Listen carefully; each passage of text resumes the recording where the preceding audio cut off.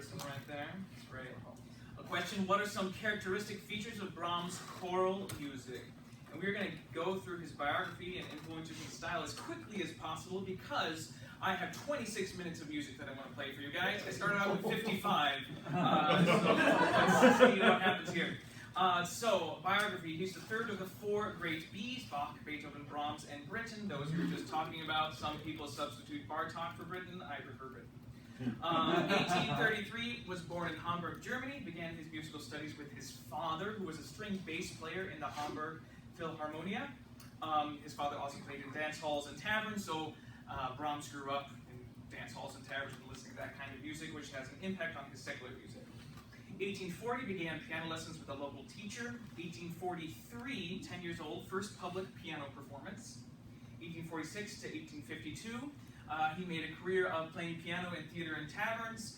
He wrote arrangements of popular symphonic compositions for local chamber ensembles, wrote arrangements of German folk songs for a local men's choral ensemble, and the Liedertafel, the men's choral ensemble, was a big part of German society at that time, so Brahms was involved in that as far as writing arrangements of folk songs.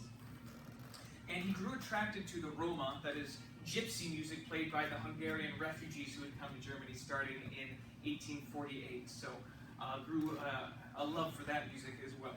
In 1853, he met and became, as we know, close friends with Robert Schumann, who served as a mentor to Brahms, and this is a really important point, gave him access to his large library of music and literature. And it was in this library that Brahms came across a wide range of Renaissance and Baroque music that the rest of the world was really not that concerned with at that time. So that had a big impact on Brahms's musical style. 1850s to 1860s, he held numerous choral positions.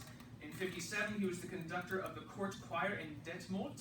Began his requiem here, didn't finish it, but he began his requiem here.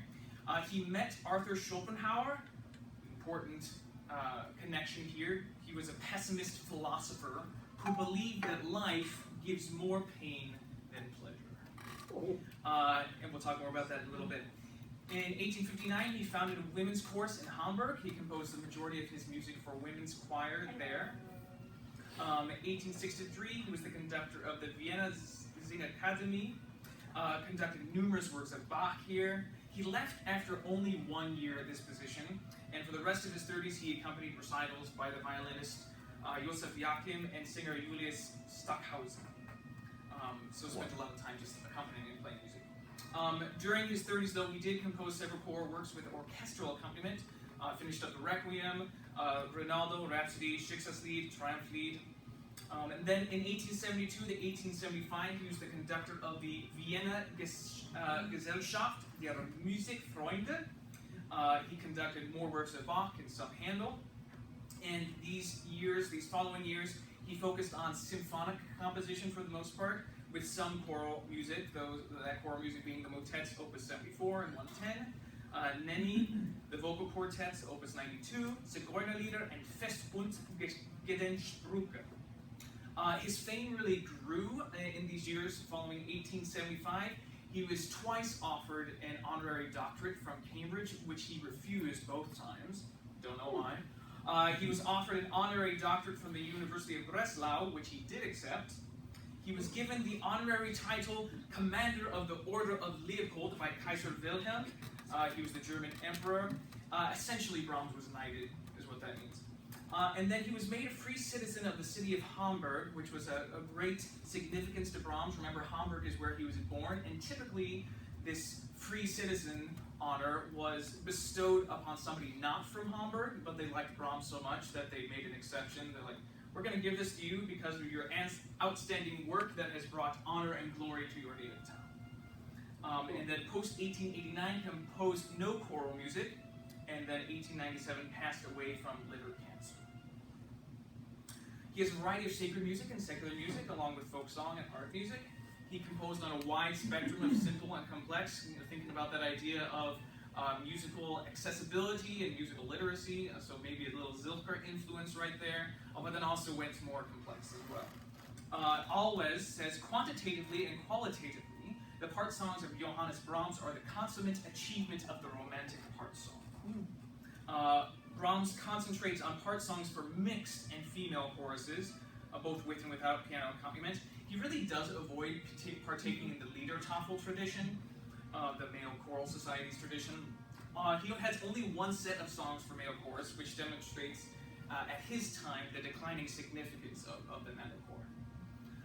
The songs for a cappella mixed choir are considered the pinnacle of his part song output. Influences: Renaissance and Baroque polyphonic devices, so heavily influenced by these early musical compositional devices through his extensive exposure and knowledge of the repertoire, thanks to access to Schumann's library. Specifically looking at the compositions of Schütz and Bach, he found scores at the Hamburg Library of those. Inspired by the polychoral compositions of Schütz for his Festbundrede Sprüche, he improvised a lot in the style of Bach. So he knew and studied, performed, and conducted Bach's music. He acknowledged his debt to Bach in multiple letters. So he's therefore very well versed in fugue, canon, complex harmonizations, and swift harmonic rhythm. Now getting to Schopenhauer, okay?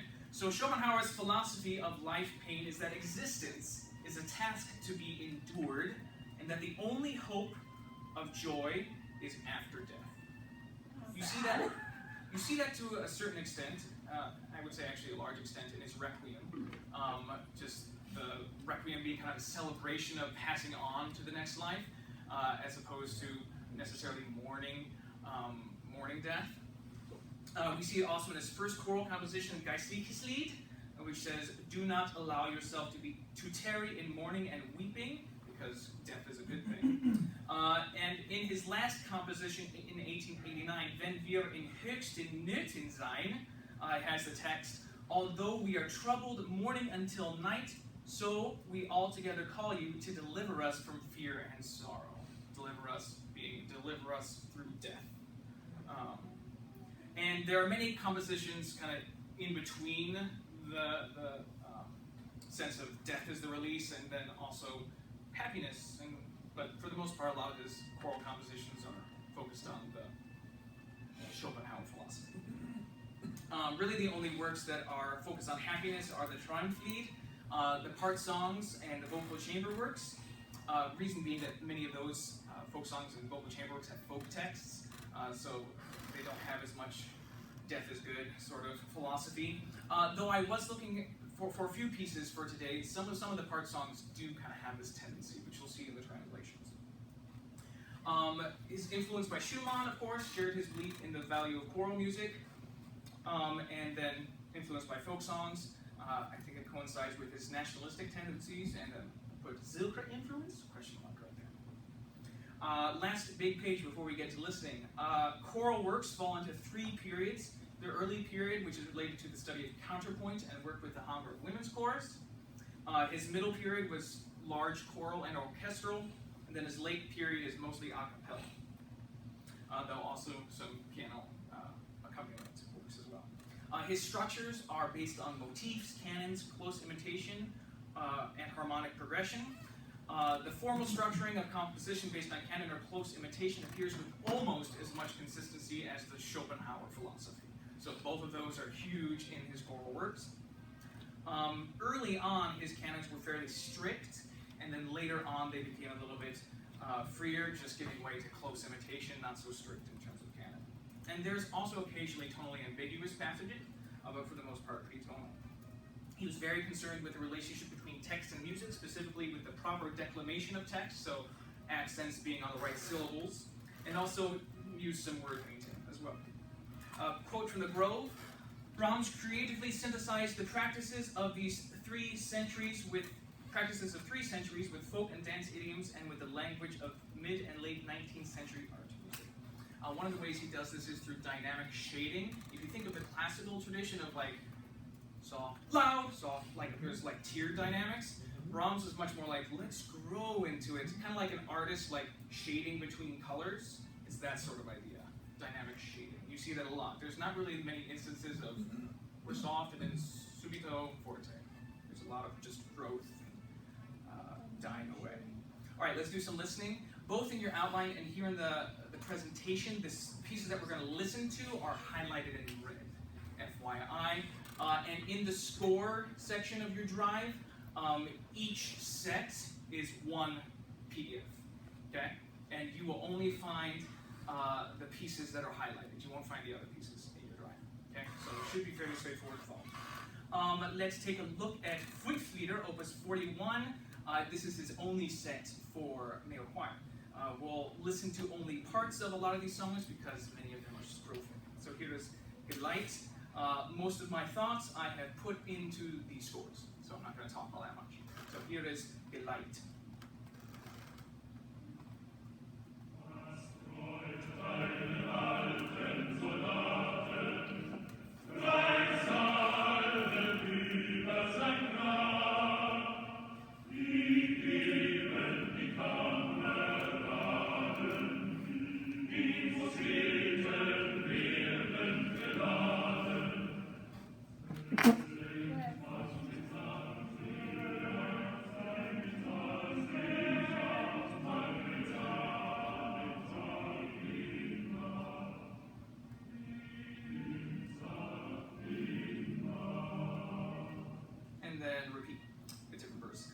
Moving on to Marschallin, strophic again, changes in phrasing and dynamics for verses 2 and 3. I feel like the staccato quarter notes very much paint a picture of marching, and there's a playful, slightly imitative B section of each verse. We'll listen to a little bit more of this one. Darn trumpet. Jetzt hab ich schon 2 Jahre lang in der verdammten Kikoka in der Kaserne gelegen.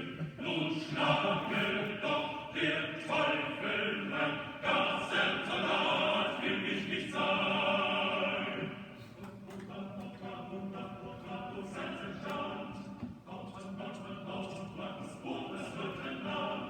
Wie gesungen Soldaten wollen marschieren, wie Soldaten wollen marschieren. Es gibt uns ja die Zeit so lang in der verdammten Kikoka, in der Kaserne zu liegen. Es haben schon allerlei, da ist ein Mädel ganz allein.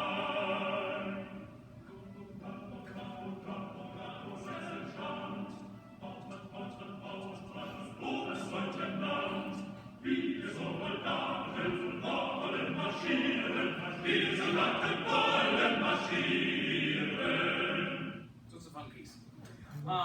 Moving on to his Zwölflieder und Romanzen, one of his choruses, one of his sets for female chorus. There is, notice, piano ad-lib. This was mostly to acoustically help with having a bass foundation with the voices. This is why he added in the piano. It's just to support acoustically and harmonically that as opposed to really being a integral artistic part of it. That's why it's ad-lib. You can do what you want. We're taking a look at first the Mühlerin, which immediately I thought of Schubert's Die Mühlerin, but it's not that. So here we'll just listen to a tiny little bit of this one.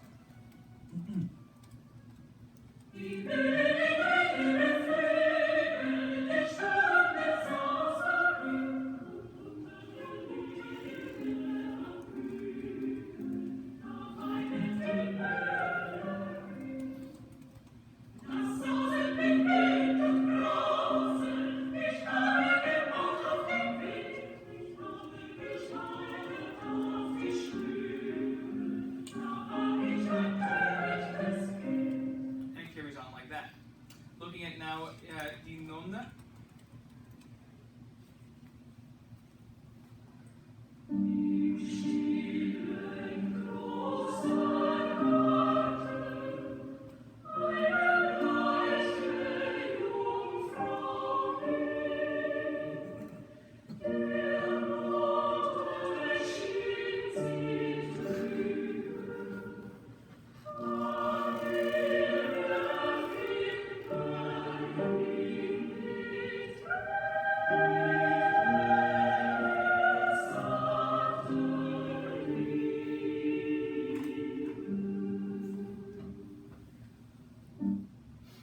So there's a sad one right there. Märznacht, or Märznacht, pardon me, my German. We're going to listen to this whole piece. Check out the word painting on Brauset, which is rage, and Schwellen, which is swelling. The A section, there's strict imitation, so in his earlier style, followed by mini duets, and then the B section, there's a double canon.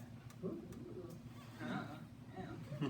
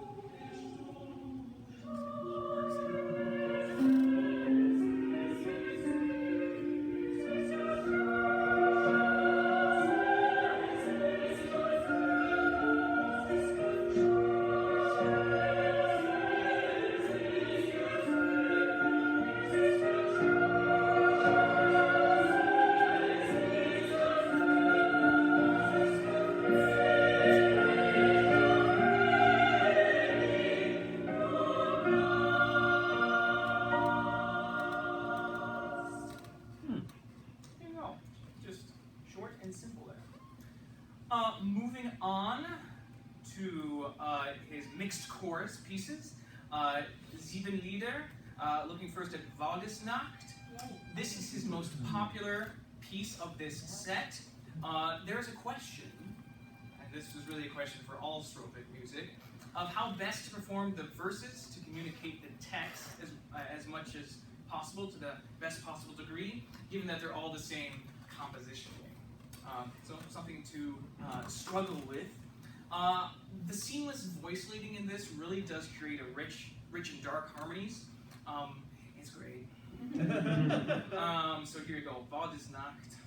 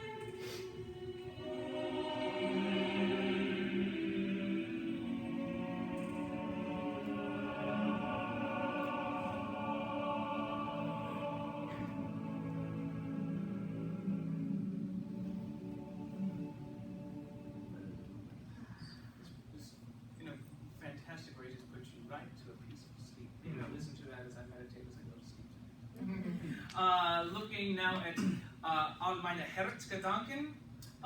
It's one of Brahms' most endearing melodies here. It's a love song sung between the treble and the voices.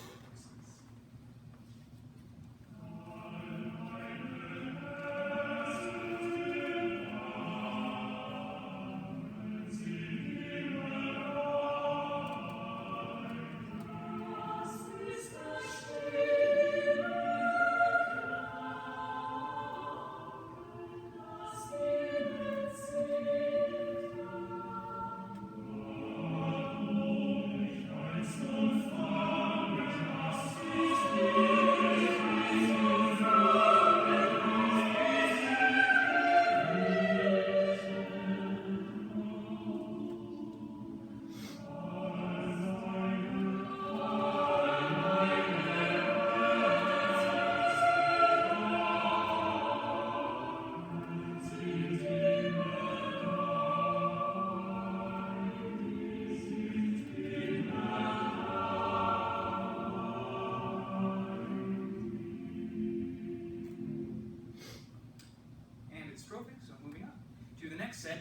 Lieder und Romanzen. The one that we are going to look at first is Der Buchlichter Fiedler. I really botched that up just now. Many of these pieces use strophic text, yet Brahms utilizes changes of meter and key to correlate with the changes in mood of the text. So here's that first one. Es wohnet verfehlt zu Frankfurt am Main, der Tiere von Lust in der Zeche ein. Und betracht auf den Markt, was schaut ihr dort, was schaut ihr dort? Wir stehen Frauen schwarz im Café an der Port. Du Mondlichter federn und federn uns auf, wir wollen bezahlen des Lohnes von auf. Einen feinen Tanz der Hände gedeiht, hat wohl gesagt, wir heulen gefeit, hat wohl gesagt, wir heulen gefeit.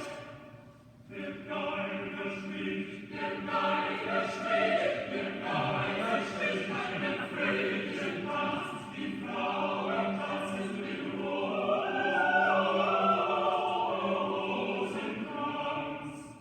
Und die Esel sprach, mein lieber Sohn, du geigest so frisch am Lohn deiner Brot. And later on, we learned that the reward was that somehow she removes the hump from his back and says, "Now any maiden will have you because you're no longer a hunchback." I don't know how that works exactly, but Did you guys get the joke there? And the Geiger, the choir sings the open tunes of the violin on the word violin. So cool. Then moving on to the next one of this set, Das Mädchen. Do we have anything I want to say about that? Oh yes, take note of the strange time signature, alternating between 3/4 and comma time. Every measure. Das Mädchen stand am Wettbewerb, wie das schien der Herr von ihrem Antlitz, und das Mädchen sprach zu ihrem Antlitz, war ich Antlitz, o meine Sorge, wenn ich wüsste, o mein weißes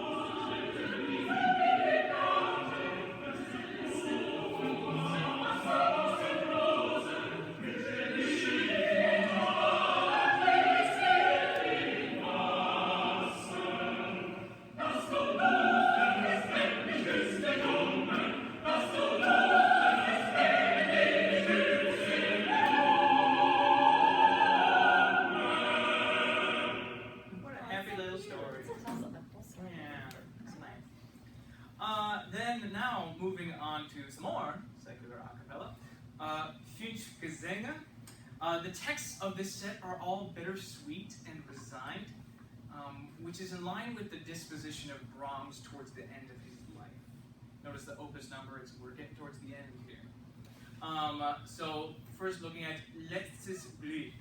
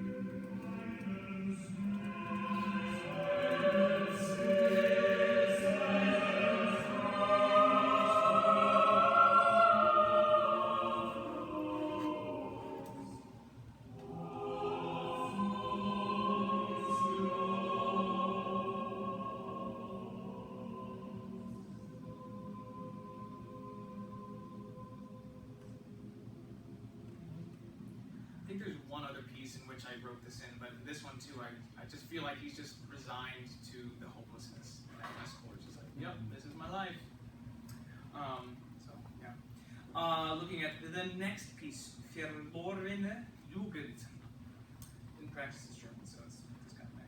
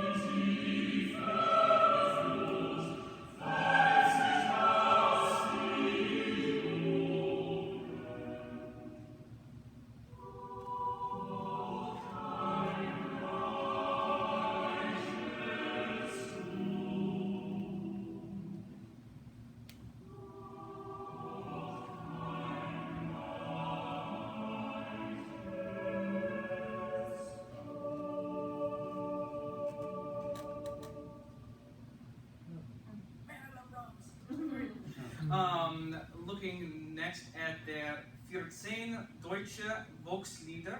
Pardon me. These are just sweet little tunes that continue, though, Brahms' melancholy writing. In Stille Nacht, rhythmically straightforward homophonic texture, softly colored by neighbor tone distances. This is a fairly popular one as well.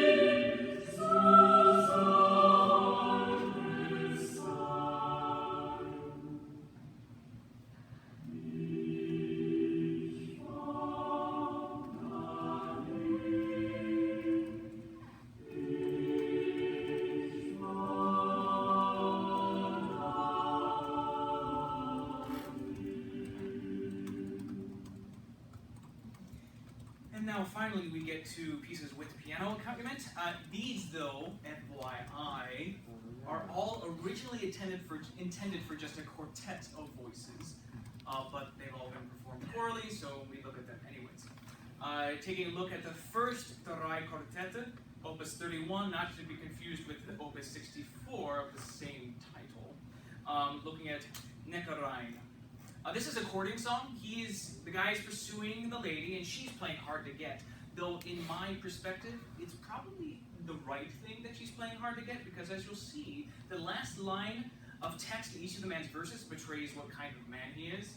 Every single time she ends her verses, he quickly responds, almost interrupting, with retorts of how, indeed, she will be his, even if she doesn't want that. So, there you go.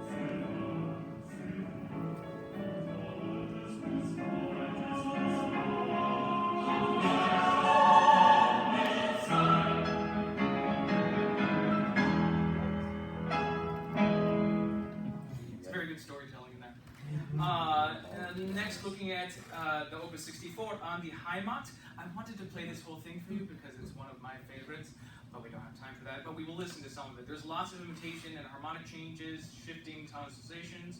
I don't remember where I first heard this, but I have fond memories of it wherever I first heard it. So here's some of this.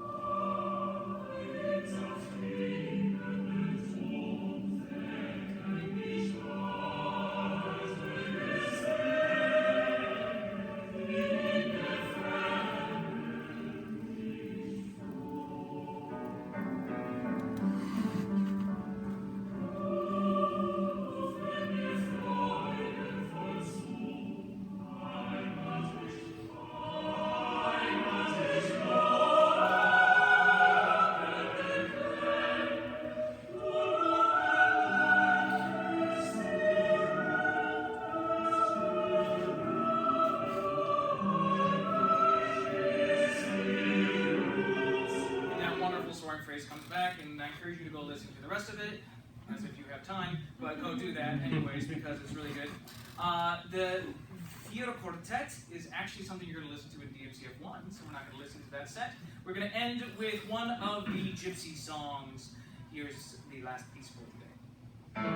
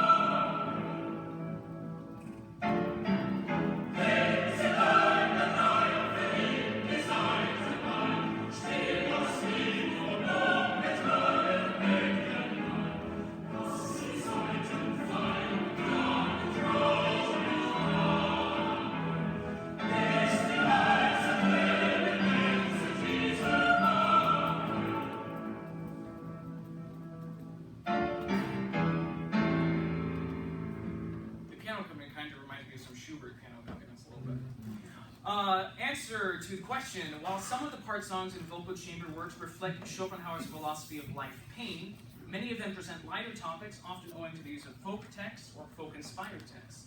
Second point, formal structuring is often based on canon or close imitation. And thirdly, a wide spectrum of complexity ranging from harmonically simple and strophic to chromatic and hymnal. There is Brahms' second.